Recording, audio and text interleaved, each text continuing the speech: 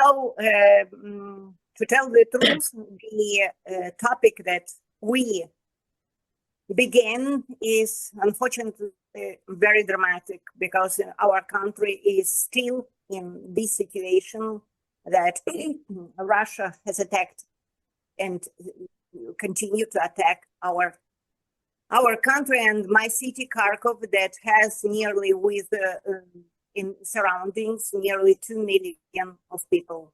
Now in this period, only 1 million nearly has returned at home. Me including, because I was not here at the beginning of the war. So we were obliged to find some measures, some ways to survive this situation, and to find the complex of rehabilitating measures to survive and to overcome this situation and not to be mad in this state. Because sometimes we have seen the people with very, very bad conditions. And we are successful. We psychologists are successful in this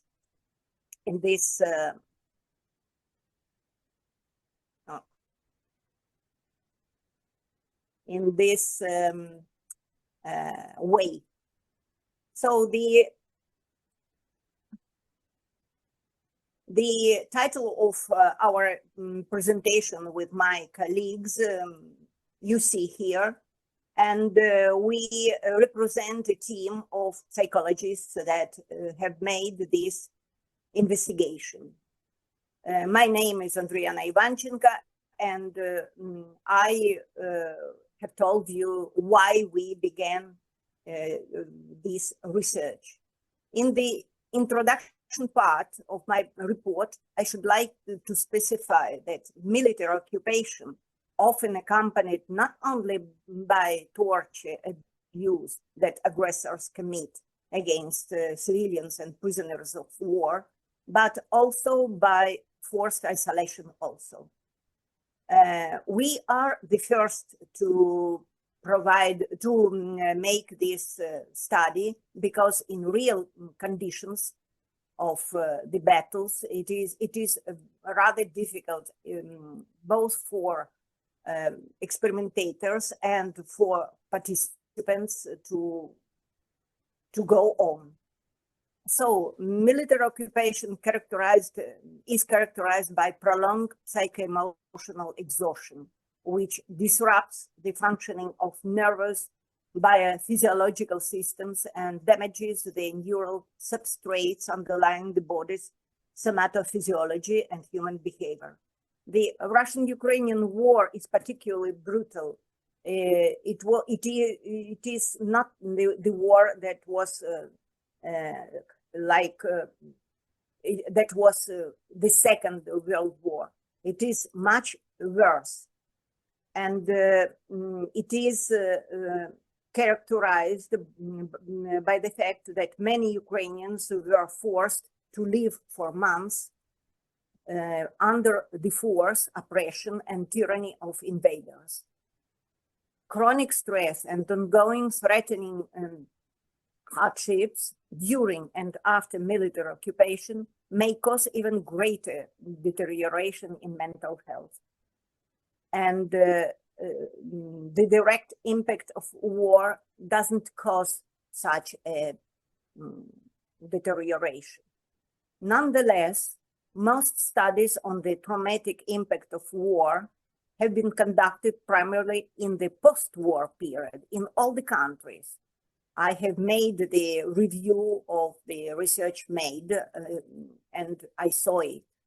We are Ukrainians, so the so-called Ukrainians are the first to conduct this research, and we have focused on assessing the levels of depression, anxiety, and post-traumatic stress disorders among civilians and military personnel. So, as our review evidences, there is a lack of research specifically examining the impact of war occupation on mental health. Only 2 articles addressed this issue, albeit partially, that is, without using any restoration measures. So they were poorly factual in nature. Thus, negative impact on the post-occupation period on individuals, including Ukrainians, remains largely unexplored. This is precisely why this issue became the focus of our study. And notably, I told you already, it was conducted in actual war conditions, a first for academic research, which constitutes its paramount novelty. We put forward 2 hypotheses you can see in this slide, and our aims that are connected with the evidencing, the identifying the psycho-emotional and behavioral state of the Ukrainians, and that became our participants in the study, and elaborating the system, the complex of means, methods, and techniques to restore, to rehabilitate the mental state of the participants.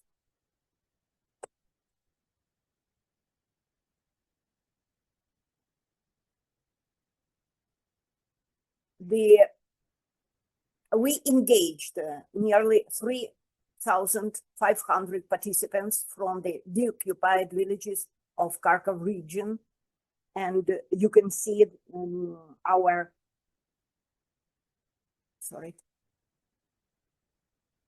you can see who were and when were made our study in the slide 4. So the instruments that we have applied were valid, standardized methods of only visual psychodiagnostics, since data collection and the work with residents, with participants, were conducted in battle zones occupied, shelled, or bombed by Russia, which was extremely risky both for participants and psychologists, experimentators.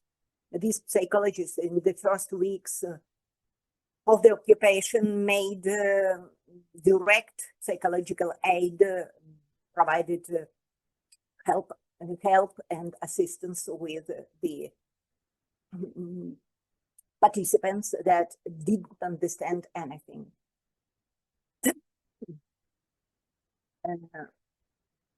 So it was impossible in such conditions to use ordinary questionnaires. As for the research procedure, a complex of recovering means was used for mitigating the effects of war trauma, overcoming stress systems, leveling the effect of psychological, emotional, physical, sexual, social violence, finding ways to normalize family relations, providing psychological assistance to victims of sexual violence, and other topics. Data processing were made in such a way. In our study, we utilized a qualitative approach based on the phenomenological research paradigm to describe the identified analytical differences, and quantitative analysis to enhance reliability. These methods are not only complementary and comprehensive, but also full-fledged in terms of cross-checking. In relations between the analyzed parameters, the relations were quite evident, stable. Therefore, occurrence or increase in the intensity of stress factors during the examination directly enlarged the severity of negative symptoms. So the only mathematical statistical methods were used, such as determining arithmetic means and percentage.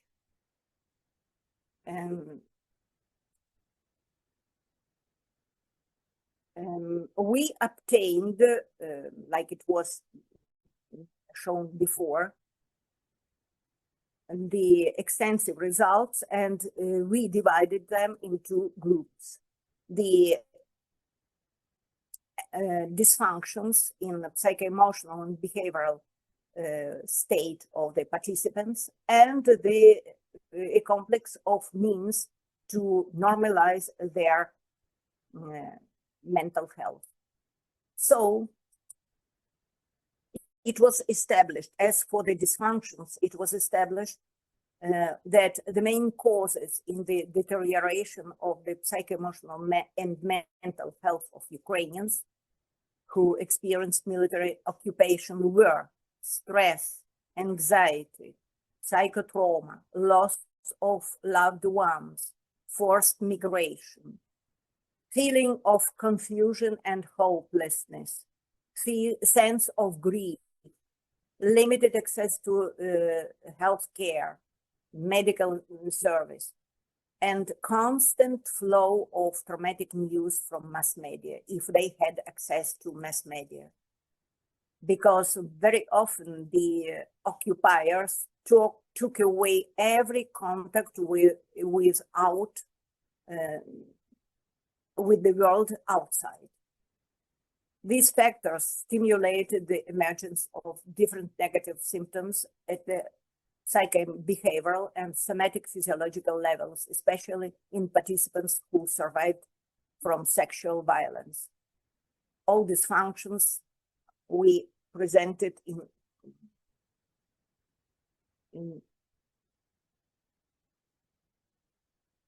a table 1.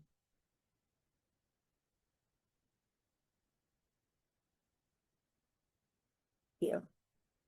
In particular, the following disorders were revealed. 6 groups of disorders we identified. First, Group 1, symptoms of traumatic stress, such as anxiety, depression, guilt, flashback, negative thoughts, amnesia, insomnia, that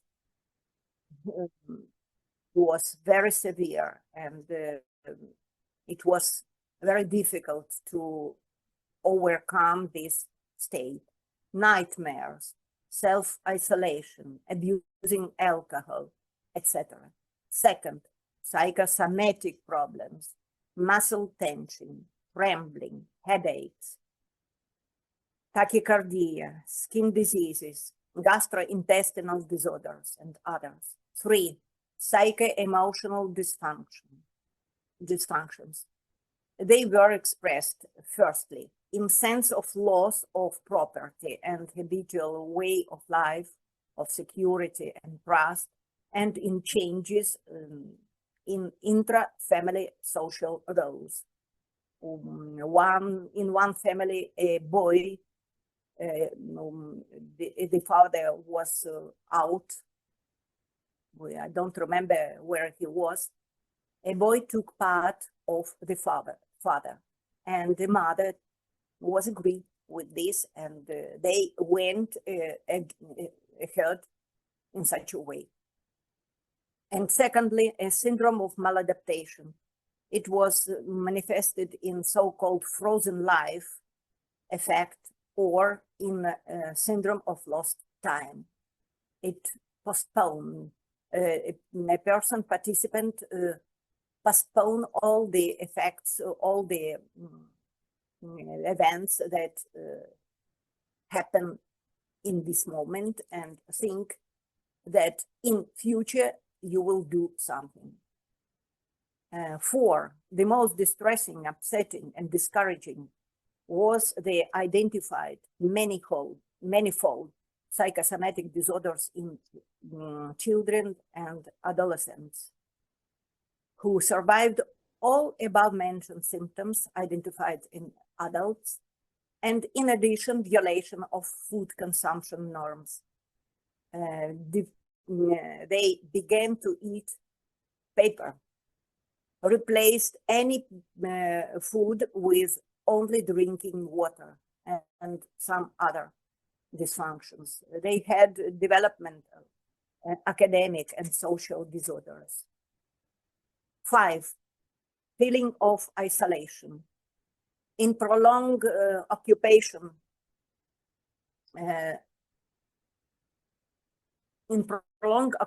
participants found themselves without any communication with relatives, neighbors, in a constant fear, terror, misunderstanding. So they began to distrust those they met in the street, in the stores, and even those they knew very good, because they were afraid of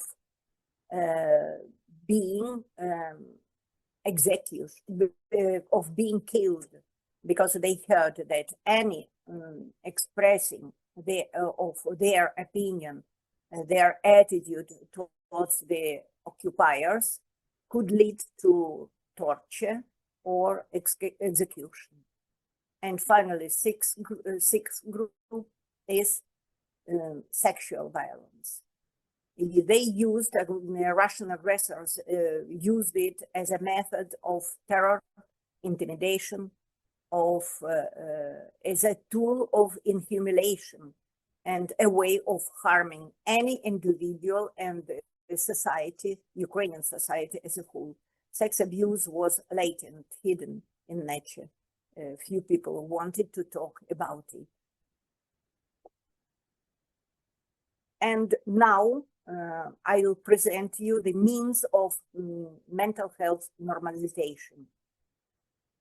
Of extreme importance was the first aid offered in the first weeks of Russian military occupation. Subsequently, through rehabilitation center units based in indestructible Kyiv, such a public organization was called so. The psychologists, experimentators working in group and individually began to implement rehabilitation restoring measures with participants, such as trauma therapy methods, cognitive behavioral, biosuggestive, body-orientated, and exposure therapies, self-regulation, relaxation techniques, such as meditation, physical exercises, breathing practices that were very useful. Then they used psychoeducation to recognize the symptoms of anxiety, depression, to understand that the undesirability of stigma while seeking psychological help is not good, that they should ask the help. Then sport, physical activity, and for children, creative methods such as art, music, play, fairy tale therapies, group therapy with peers, and psychological help from the family. In table 2, you can see the rehabilitation means, and we made retesting, so nearly 95% of participants presented good results. They could express their feelings and relieve intense internal tension. Understand that grieving process consisting of several stages is quite natural, and there is nothing to feel with these sensations. To understand and comprehend that they were gradually regaining control over their lives. For example, rebuilding their homes, taking part in cleaning the region, the district. They could reduce stress levels and go out of depressed state by means of regular sport exercises, gymnastics, pull-ups, push-ups, even acts of personal hygiene. To understand the current situation in the country and in the world by receiving reliable mass media information, because they didn't believe the information they received there in the occupied zone. And then they could acquire a sense of usefulness, reintegration into society, to overcome feeling of distrust and suspicion thanks to honest, clear, helpful relationship built by the psychologist. Namely, in men, the traumatic symptomicity improved by 23%, in women 13%. In children, both boys and girls, all identified traumatic symptoms responded to rehabilitation twice better than in adults. And totally the improvement of unfavorable indicators was in the range of 2, from 5 to 8 to 43-45%. This positive effect was achieved through protective measures and modus operandi, which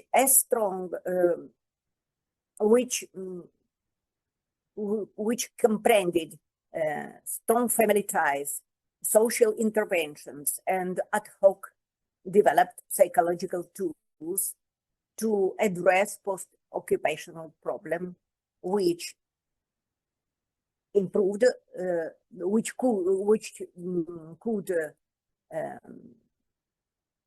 improve the state of the participants. Nevertheless, some symptoms remained virtually unchanged, namely, first, severity of unexperienced sexual abuse because of shame, avoiding open negotiations, self-retreat, and fear to re-experience the pain caused by abusers, caused by violence. And second, a level of feeling of alienation in adults caused by lengthy reconstruction of destroyed houses, apartments. They were destroyed in great part. And so they didn't see the neighbors. Some of them were killed, some of them evacuated. So they didn't feel this feeling of alienation remained nearly the same. In children, it was improved, possibly because they didn't took in soul these facts like disappeared neighbors or destroyed environment. And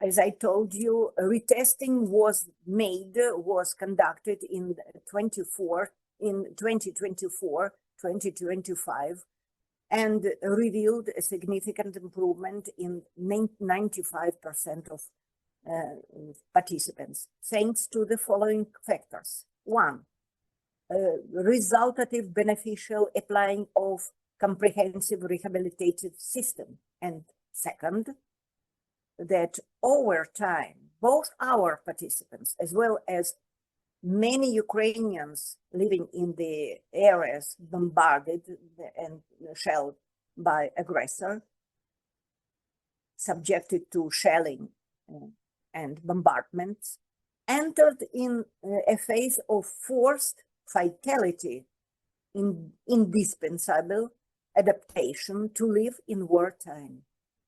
Therefore, in this initial internal state, they perceived most stressors as less critical, less depressive, less destructive and dramatic, which manifested they were in fatal necessity to live in wartime. And it was manifested in better self-feeling. And they found the way to cope with expressive stress, difficulties, and troubles. Self-defense resources were switched on, so the organism tried to combat the stressful situation by itself.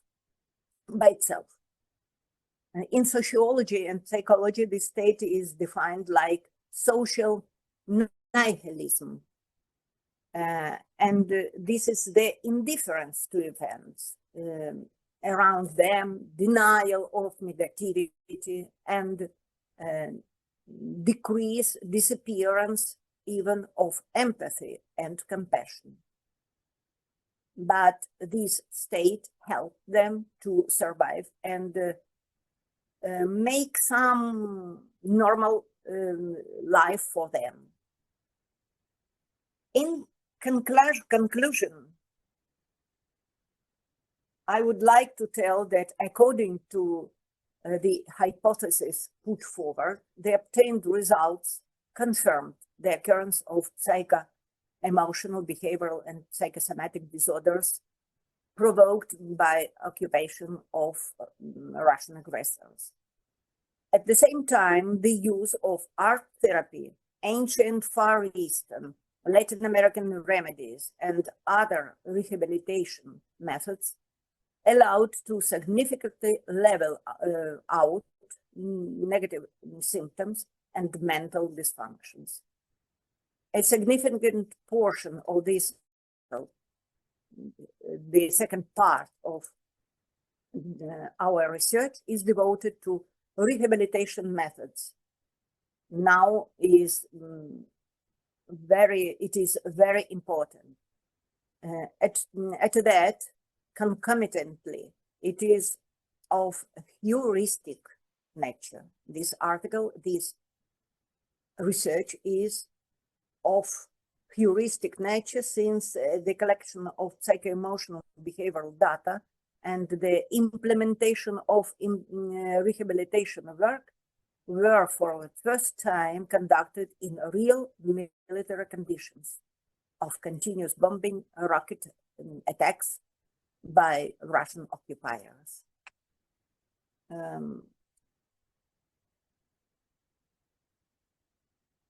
Thank you very much for your attention and for your presence with me.